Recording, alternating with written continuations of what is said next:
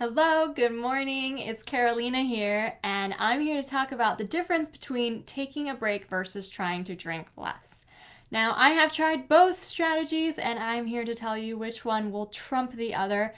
But first of all, let me introduce myself in case you're new around here. So, my name is Carolina Jadkowolska, and I'm an alcohol-free life coach and a author. So, I am writing the book Euphoric Ditch Alcohol and Gain a Happier, More Confident You, which is available for pre-order now as we speak at euphoricbook.com.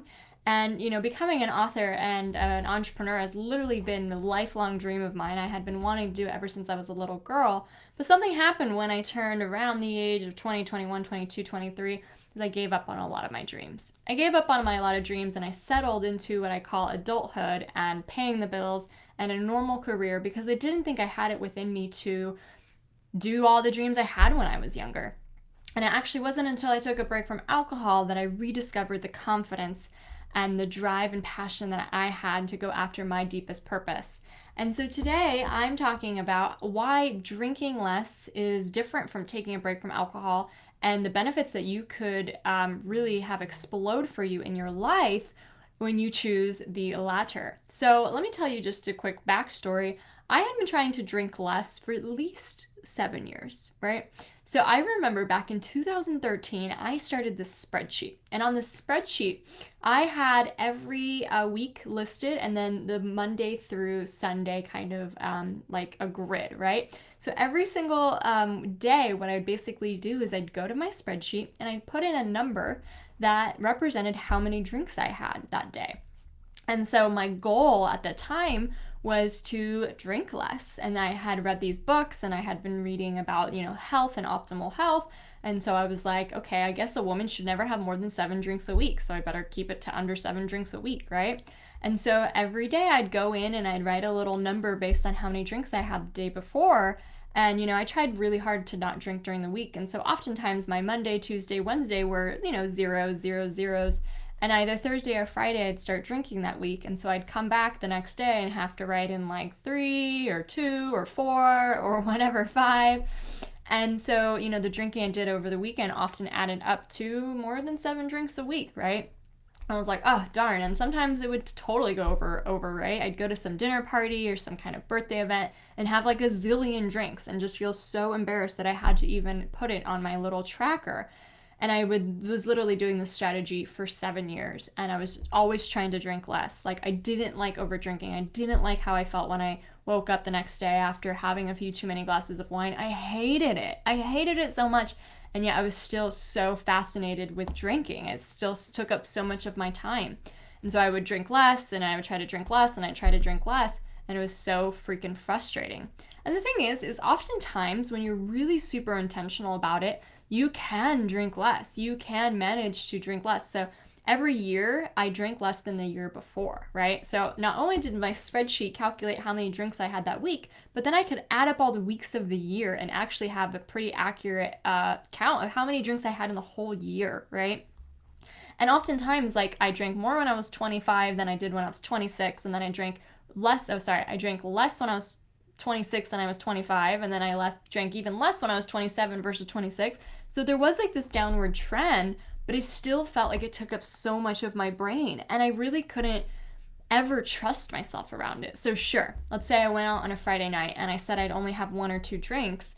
I would have maybe 2 drinks that night and I'd be like, oh yes, I did it. I didn't break a promise. I didn't embarrass myself. I didn't overdrink tonight. But then I'd go out the next day on Saturday and all bets were off. Like, I had to do it all over again, and there was really no promise that any given night I wouldn't overdo it, Like, the thing is with when you try to drink less, you never really arrive, because maybe one day you're successful and the next day you're successful, but there's no guarantee that the next day after that you'll be successful. And the thing is that the alcohol is really hard to manage like that. I mean, first of all, it functions on our brain a lot like other drugs do. So it creates this high and then it creates this crash. And our brain actually wants to evade that crash. It doesn't want to go through experiencing it. And so the brain will tell you, we'll have another drink so we can evade that crash, right? Not only that, but drinking actually impairs your neocortex. So the part of your brain that makes decisions is literally impaired. So when you're like 3 drinks in, a fourth one is like, oh yeah, whatever, okay, let's just do it. You're not thinking the same way as you would if you never had any drinks, right? So drinking less always left me with really low self-esteem. I felt like my integrity was shattered. I was always breaking promises to myself. And it was like every Monday I had to get back to the drawing board. I had to get back to the drawing board and figure this out again. Okay, no more mimosas, no IPAs. Like I literally had these rules for myself because those things often threw a wrench in my carefully laid plans. And so the thing is with trying to drink less is, first of all, it's really mentally tiring. But it also might be a step that some people do need to go through to actually get awareness that they're not happy with their relationship with alcohol in the first place. And like I said, I wasn't really drinking like 100 drinks a week. Like I was trying to get it under 7 drinks a week, and I felt like I always was failing myself. And so the thing that what you kind of miss when you're trying to drink less is taking a break from alcohol not only rids you of all of that mental turmoil of making these promises to yourself that you feel like you're going to break. Not only does it make it like a really easy clean slate to just say, I'm just not drinking this month, right? It also has these incredible benefits that come from it that drinking less just doesn't do. Because for the body to completely experience all of the physical effects from taking a break from alcohol, from really rebalancing, it has to have a complete detox from it. It has to have a complete clean slate from it. So there's so many incredible health benefits that happen when you take a break from alcohol that won't happen if you're just drinking less. Even if you're drinking a lot less, they still won't happen. And so I always recommend all of my clients or students actually take a firm commitment to take a break from alcohol. And what's really cool is that Sober October is right around the corner. It's on October 1st to the 31st, and millions of people are doing it around the world. And I have this free workshop called the Sober Soiree that I'm hosting on October 1st to give you all of the tools you need to successfully take a break and to have an amazing month off alcohol without feeling deprived. Because trying to drink less is literally just a headache, and honestly, you never really arrive. You know, like what does it even mean, and how do you know that you won't ever screw up again with your equations? Whereas taking a break from alcohol, actually not only does it free you up and your brain up because you only made one decision at the very beginning. I'm not drinking this month, and then there's no more decisions, right? Like that's it. That's what you're doing. You're not drinking this month. But then in addition to that, you also get to experience these incredible benefits. So did you know that I lost 51 points off of my cholesterol? 51 points, right? That's like more than what most cholesterol lowering medications can do. I lost 51 points off my cholesterol, and I did that from a break from alcohol. There's also so many incredible benefits that happen in your mental chemistry, that happen in your internal organs, and also these beautiful benefits that happen with your confidence, your happiness levels, and your drive. And so on October 1st at the Sober Soiree, I'm hosting a free workshop on how to not only take an amazing month off alcohol, but also all of the benefits you can start looking out for that will be there for you that you can get really excited about. So you don't feel deprived, you don't feel like you're missing out, you don't feel like a social outcast. You really are excited about this month off and seeing what is going to come for you. And so I would love for you to be there. It is October 1st. It's at 8 a.m. Pacific, so that's 11 a.m. Eastern. And we're going to have just a fun party. It's going to be a fun workshop where we learn all about how to take a break from alcohol the right way, how to have the best Sober October ever. And even if you're not sure yet if I'm going to commit to Sober October, I recommend you come to the workshop anyway and just learn what it's all about and the tools you'll need to be successful. You know, like taking sometimes the smallest baby step, like just committing to the workshop could be like kind of opening the door in your brain to the next baby step after that. And what we'll do after and during the workshop too is not only share like how the tips, the tricks, the mindsets that you need to take an amazing break from alcohol, but also go over the common objections that come up and how to really handle them with grace and confidence, you know? Because let's face it, drinking is such a normal part of our society. It is in every social occasion. It is just such an ingrained part of our normal culture. And so it's really normal to fear like, well, if I do this, like, what are people going to think about me? Are they going to judge me? Like, what am I going to say when I have to go to dinner with my family or my friends, or when I have to go to this party? And so a big portion of the workshop will also help you feel confident in telling people you're taking a break from alcohol, or how to not feel like an outcast, and how to really own this challenge and really go after your healthiest, happiest lifestyle. You know, just trying to drink less left me with 7 years of misery.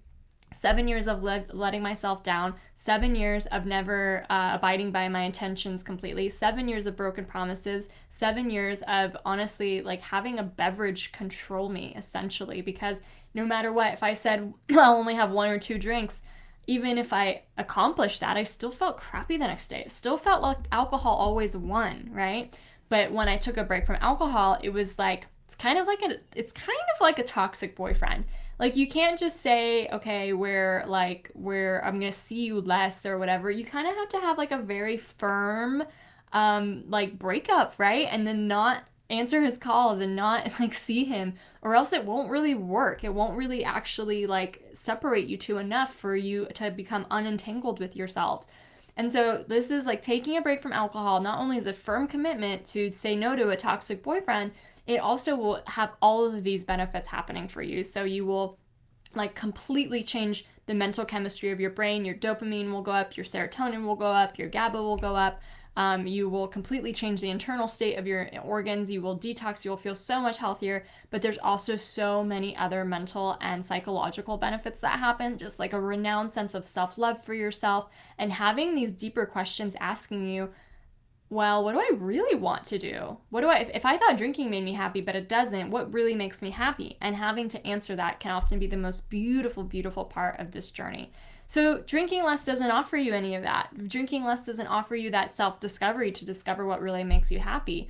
You know, drinking less for 7 years did not really grow me at all. It made me feel like I was a failure most of the time, right? And it made me feel super frustrated because, like I said, a lot of times I was successful in drinking less and I still woke up feeling worse.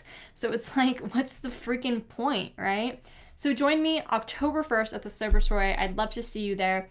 You can join at the email address soberoctober.euphoricaf.com. That's soberoctober.euphoricaf.com. And it's a totally free workshop. You know, even if you can't make the time when you sign up, you'll get the replay right away, and you can really use it as a tool to have the best month off yet. Even if you haven't decided whether you want to do Sober October yet, like just join the workshop and you'll see what it's all about. I also am giving some free gifts away. So when you join and sign up for the workshop, you're going to get my ebook, The Ultimate Guide to Alcohol-Free Drinks, which is usually a $10 cost that we charge, you know, as a book that we sell. And this is going to give you like so many different ideas of all these different drinks that you can drink. There's just so many options out there these days. So you'll get that free ebook in addition to my ebook, How to Take a Month Off and Feel Amazing. So just joining will get you those free ebooks as gifts for you. And I'd love to see you there. I can't wait. I'm so excited for Sober October. I'm so excited for the Sober Soiree. And, you know, drinking less often just left me feeling stuck in a cycle. And like I wasn't growing and I wasn't really doing anything different with my life. And it was only when I took a break from alcohol that miracles started happening in my life. And I can't wait to share what you can expect for yourself. So I'll see you on October 1st and join at soberoctober.euphoricaf.com. All right.